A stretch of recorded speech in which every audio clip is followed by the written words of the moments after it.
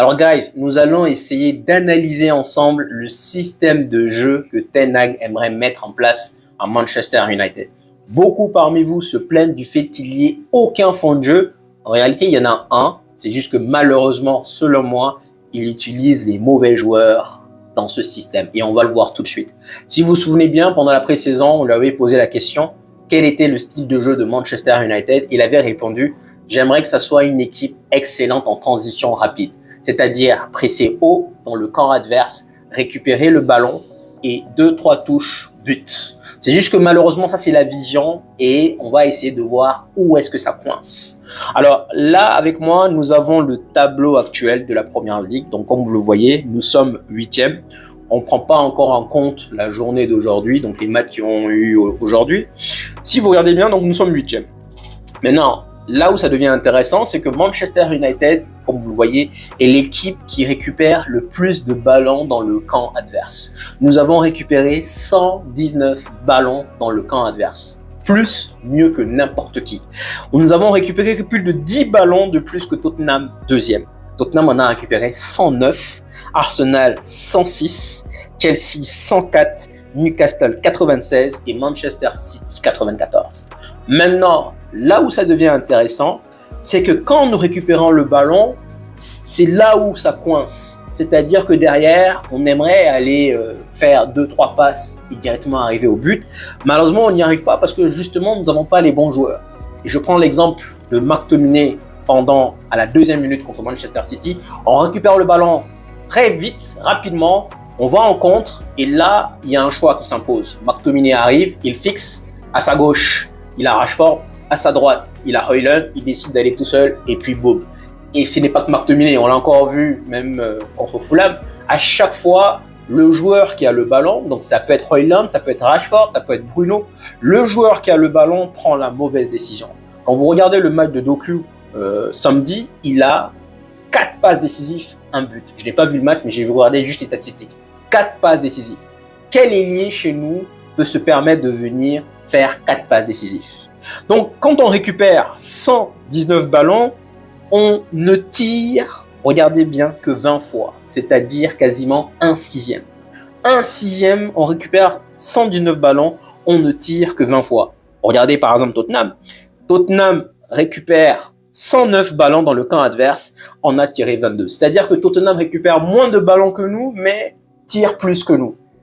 Et là où ça devient encore plus intéressant, c'est que si on convertit le nombre de tirs en but, Tottenham, premier, récupère 109 ballons, frappe 22 fois au but. Sur les 22 fois, Tottenham marque 5 fois.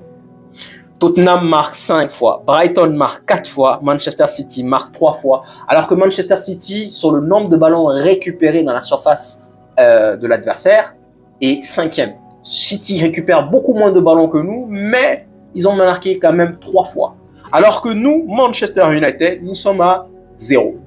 C'est-à-dire que soit on ne prend pas la bonne décision, le bon choix, soit tout simplement, derrière, soit on fait des passes en retrait, soit on fait des passes latérales, soit tout simplement, quand on arrive, on ne fait pas la bonne passe. Regardez encore une fois, Højlund a traversé le match contre Newcastle, contre Fulham, contre Manchester City avec 0 occasion. D'ailleurs, il y a eu même un moment où, contre Fulham, il a hurlé parce que Garnacho arrive, au lieu que Garnacho lui balance un caviar, Garnacho frappe. Bon, vous voyez. Donc, on n'est pas capable de prendre les bonnes décisions. Donc, quand on regarde bien, nous sommes quand même premiers. On récupère le ballon dans le camp adverse. C'est juste que malheureusement, il n'y a pas assez de frappes par rapport à ça. Et surtout, statistiquement parlant, on ne convertit rien de ces ballons. 0 but sur 119 ballons récupérés. Incroyable. Incroyable. Ensuite, j'aimerais revenir aussi sur une autre stat. C'est la stat offensive de nos joueurs. J'ai pris uniquement les joueurs de Manchester United. Pour regarder, là par exemple, nous avons Rashford qui crée en moyenne une occasion, donc 1,06 par match. Pour un ailier, c'est très peu. Donc Rashford, une occasion, 0,6 par match. Casemiro, 0,97. Donc même pas une occasion. Rasmus Højlund, une occasion, 10. Donc malgré le fait que c'est lui l'attaquant, il crée plus que Casemiro, plus que Rashford. Bruno Fernandes, 1,91. Donc c'est le meilleur dans cet exercice. Et je comprends pourquoi beaucoup de personnes l'encensent. C'est juste que pour moi, les bam, bam, bam, bam, ça crée une occasion, mais pour moi, c'est pas une occasion nette. On peut mieux faire. Anthony, 1,53 quand même, hein. Et Christian Eriksen, 1,27. Mais Christian Eriksen joue plus reculé. Diego Dalot, 1,08. Et Victor Lindelof, 0,80. Si on regarde pour Manchester City, un instant. Alors, si on regarde pour Manchester City, nous avons Erling Haaland qui crée une occasion 0,6, un attaquant. Nous avons Alvarez, 1,88. Nous avons Phil Foden, 1,84. Nathan Ake, 0,49. Rodri, 0,86, donc quasiment similaire à Casemiro. Mais là, Bernardo Silva, les gars, 2,26, c'est-à-dire quasiment 3 fois à notre meilleur playmaker. Bernardo Silva, 2,26. Kovacic, même, qui joue pas beaucoup, 98. Doku, 2,54. C'est-à-dire qu'ils ont 2 joueurs plus de 2. C'est là où, quand on récupère le ballon, qu'est-ce qu'on fait avec plus tard? Ça, c'est le problème. Ensuite, j'aimerais aussi regarder par rapport à la défense. Quand on regarde là, on voit donc première colonne, vous avez le nombre de matchs qu'il a joué en première ligue sur le pourcentage. Nous avons aussi le nombre de buts qu'il a évité, le ratio du nombre de buts qu'il a pu éviter. Nous avons aussi le nombre de buts qu'il a encaissé. Donc maintenant, rapidement, donc là vous avez déjà ce tableau-là, mais on va basculer, on va venir sur ce qui nous intéresse, c'est Onana. Onana, par exemple, il a encaissé donc à peu près, il a eu 13 buts. 13 buts et donc il a encaissé 54 tirs. Regardez bien par rapport à David Raya. David Raya a encaissé 4 buts, et a encaissé donc 12 tirs. C'est-à-dire qu'il a dû faire donc un tiers pratiquement. Donc il a eu 12 tirs et il a encaissé 4 buts. Quand on regarde Onana, 54 tirs. Nous sommes dans le même ratio quasiment que Neto, donc Bournemouth qui en a encaissé 55 occasions, donc 55 tirs. L'autre, Sheffield, 80 tirs. 80 tirs, ils en ont encaissé 28. Donc si vous regardez bien, globalement, c'est un tiers. Pour moi, le milieu de terrain, c'est eux qui sont chargés de protéger la défense et protéger le gardien. Plus le milieu de terrain est bon, mieux on va se porter. Le milieu de terrain est censé donc prévenir, éviter à ce que l'équipe adverse ait le ballon et se crée des occasions. Malheureusement, quand on a un McTominay qui joue, donc c'est là où je veux en venir, quand on a un McTominay qui joue, qui n'est ni bon offensivement, ni bon défensivement, il est très bon pour marquer, il faut quand même le souligner, excellent pour marquer, mais en tant que milieu de terrain, c'est un problème. Parce que le mec se cache, il ne touche pas beaucoup de ballons, il va à gauche, à droite, il se cache. Donc à partir de cet instant, quand McTominay joue, le milieu de terrain est déséquilibré. Et en plus de cela, Bruno Fernandes.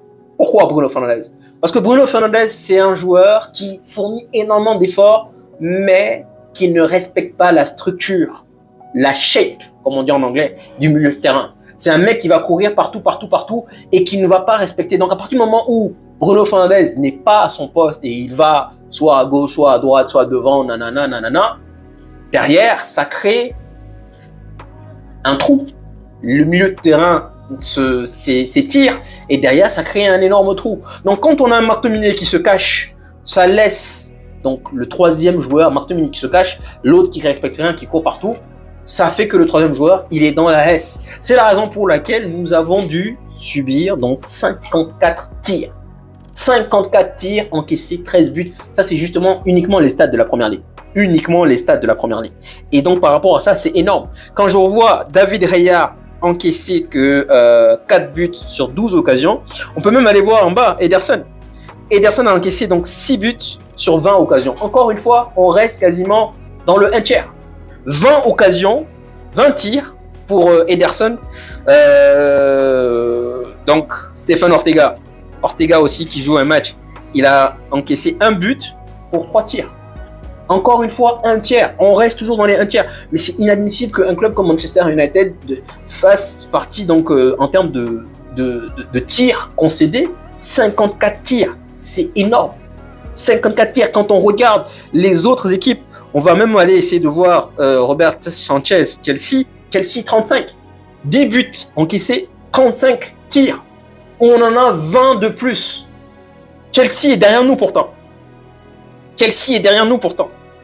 Donc là, nous avons Nottingham Forest encaissé 44 tirs. Nous avons Crystal Palace 38 tirs.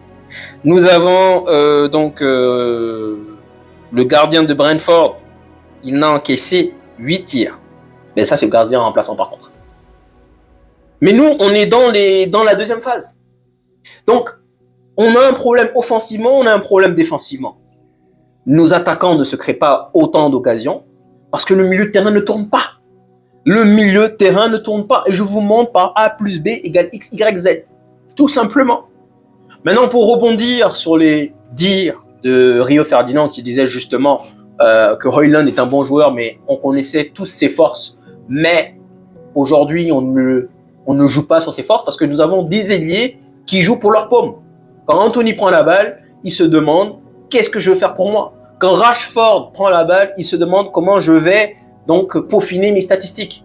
Est-ce que vous imaginez encore une fois Doku, il a marqué un but contre je sais plus qui là, ce week-end, un but et 4 passes décisives.